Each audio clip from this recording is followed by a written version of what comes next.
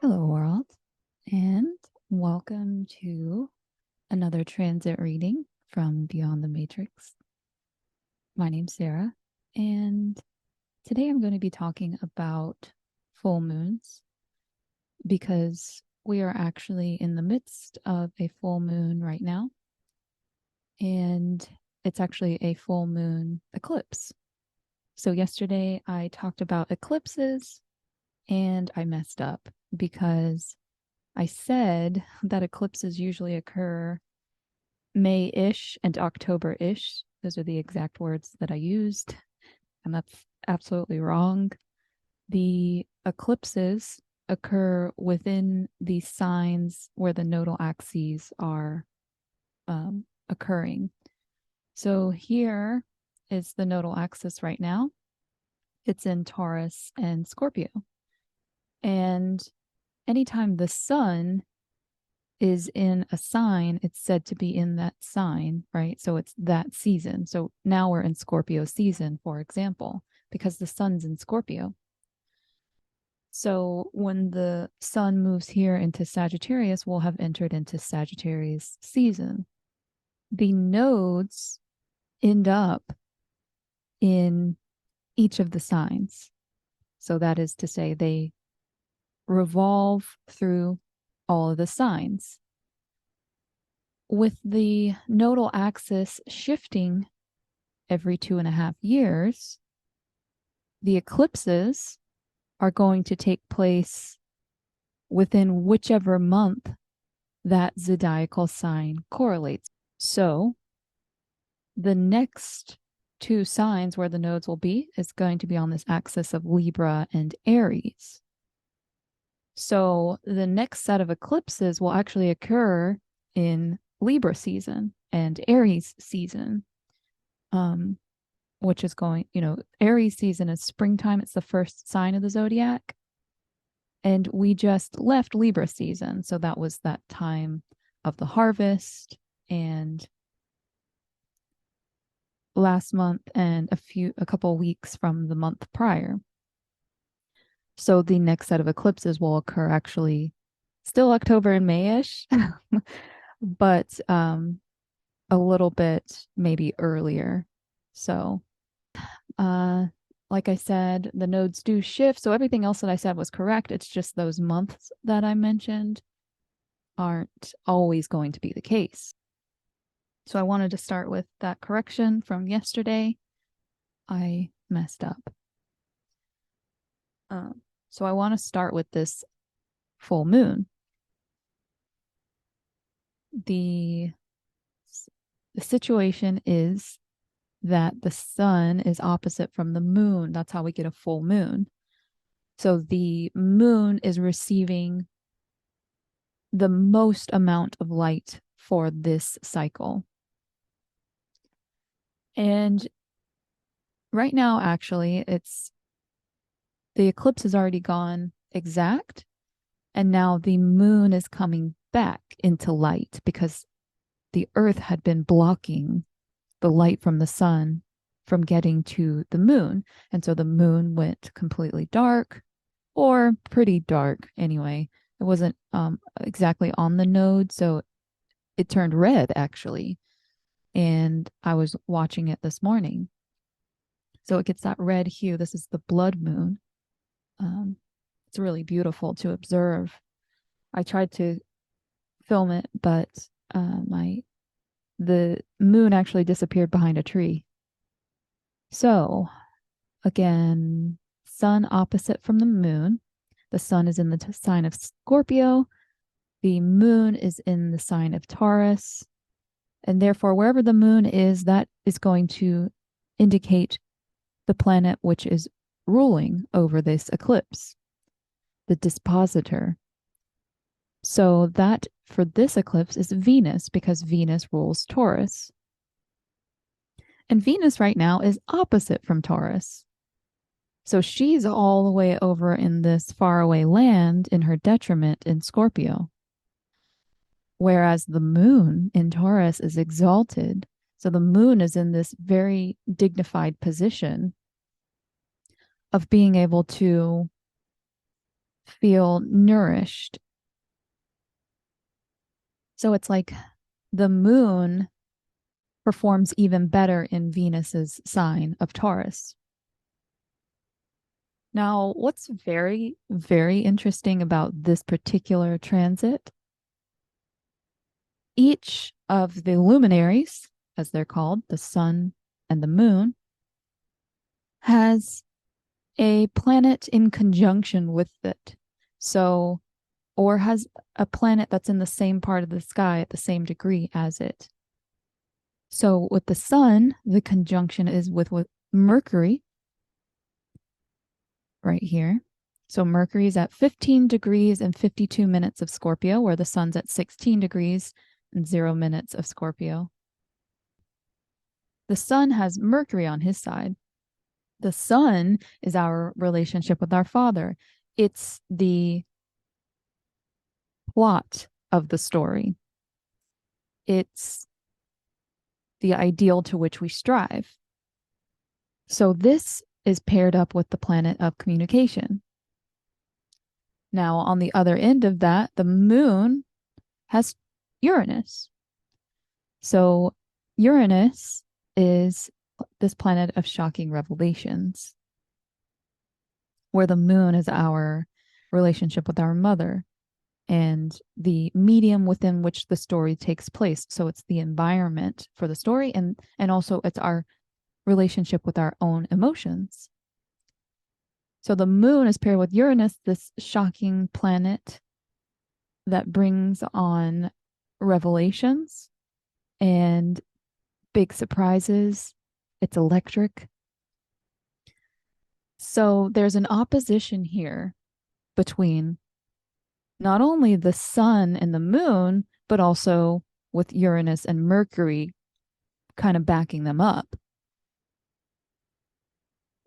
It gets even better, because I was talking about how Venus is the ruler of this eclipse, because she is the ruler of Taurus, where the moon is exalted and where the moon is located right now.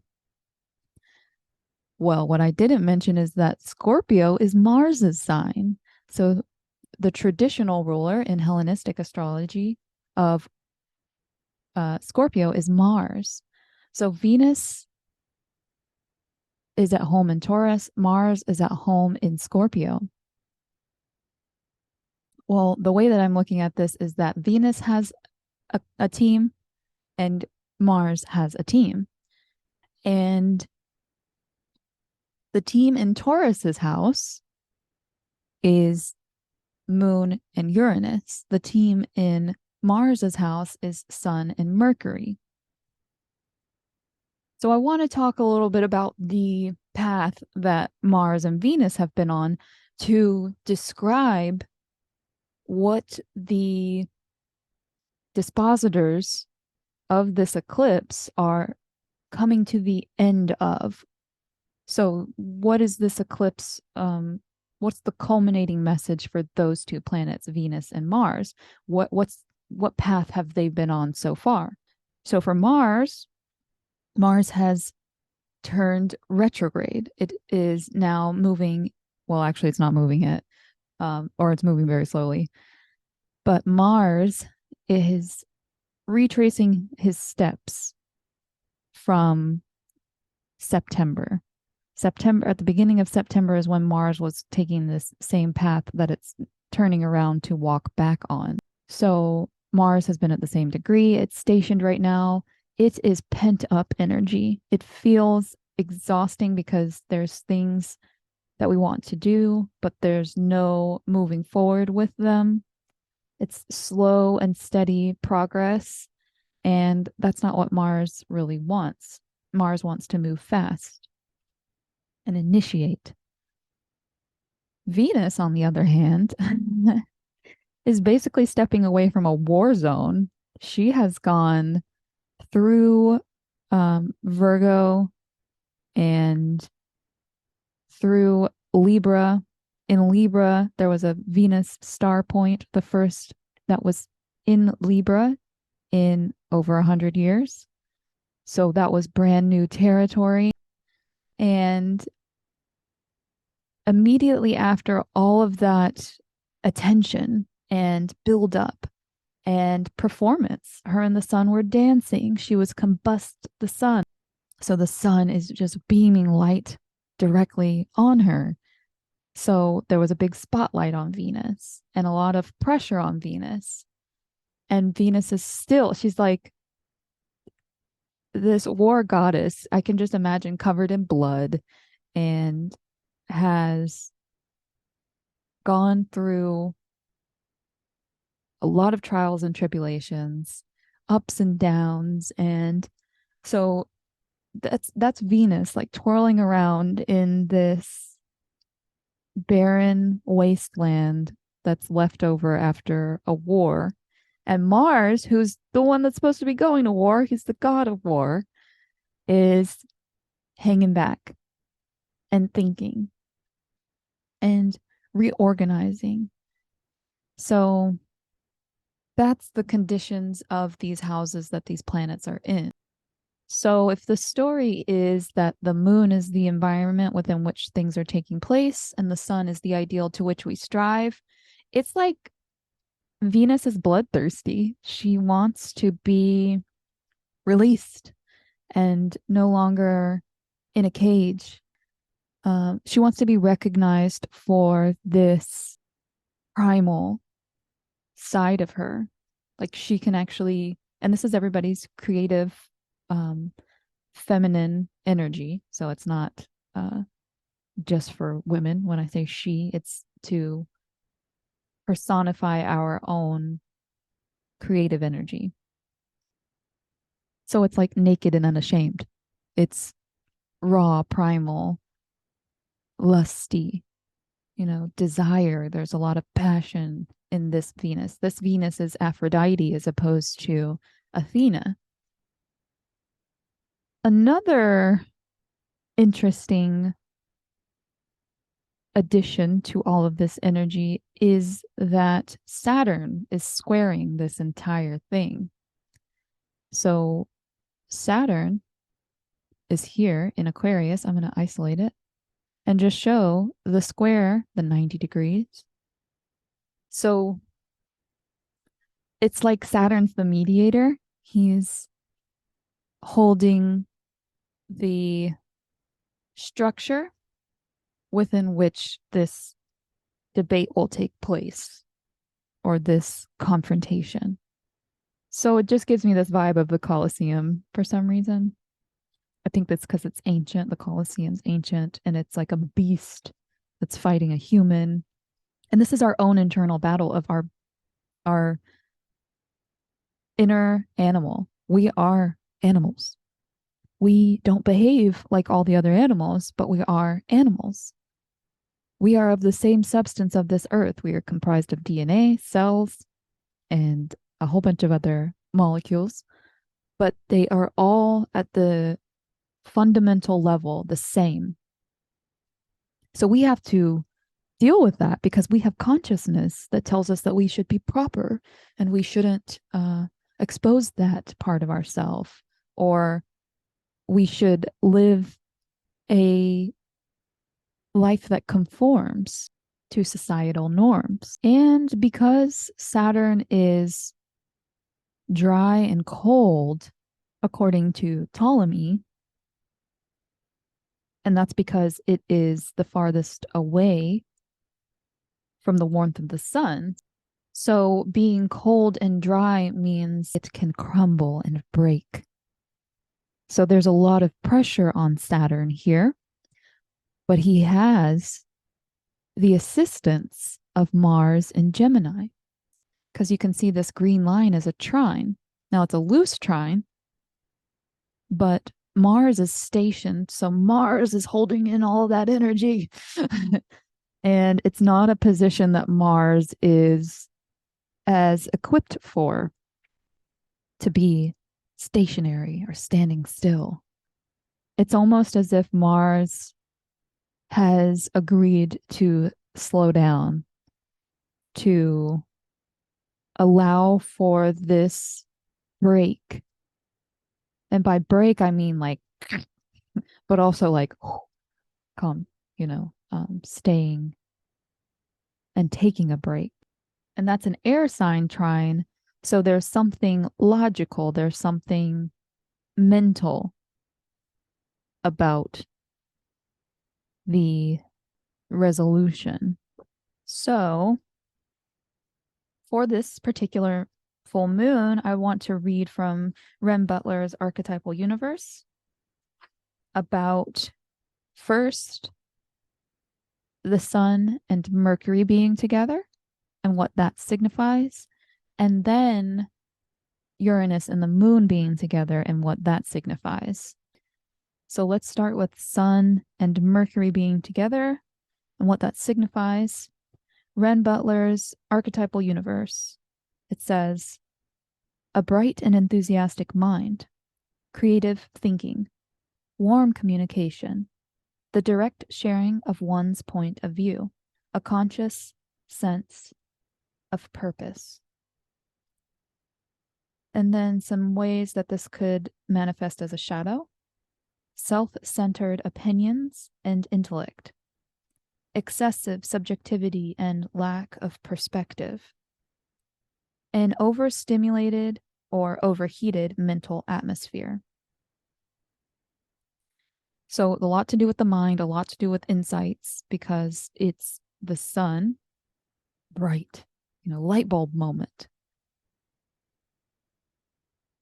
When it's combined with Venus, so this section reads, a happy and friendly nature, a cheerful and pleasant temperament, a gracious and charming style of communicating, a gift for fun and engaging conversations. The shadow of this would be tendencies toward vanity and conceit, an overly self-referencing mind, a superficial or saccharine way of speaking.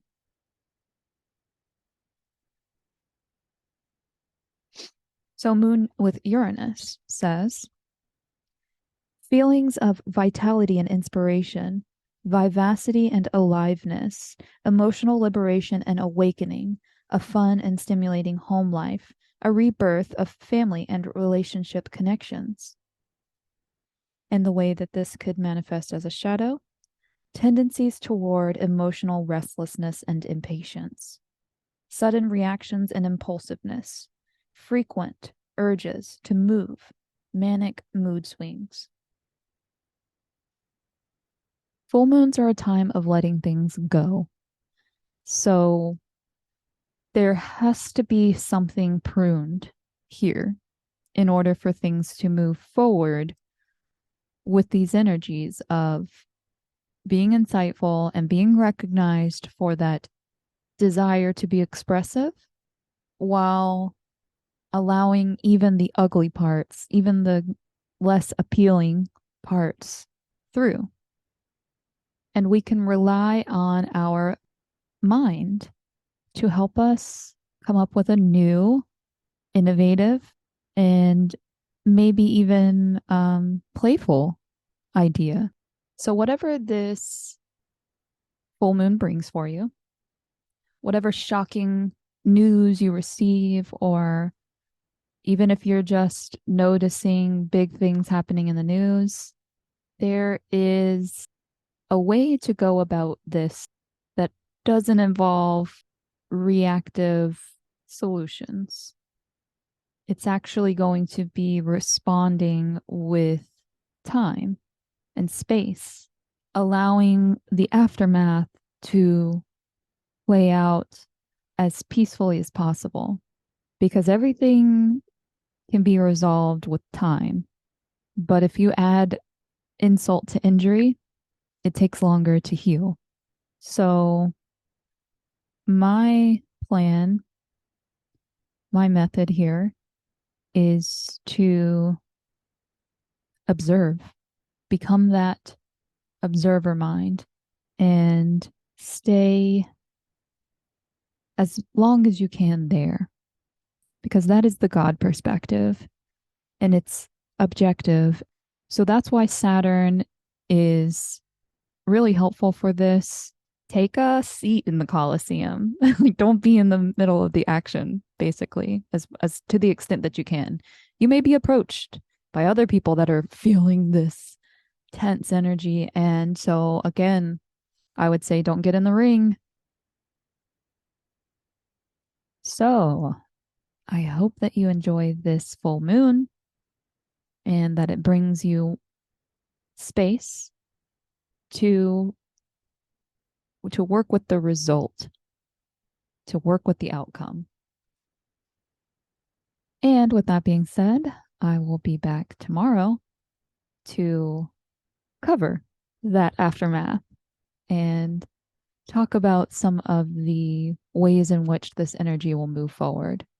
So I hope that you'll join me, and I hope that you enjoy the rest of your day. Thank you.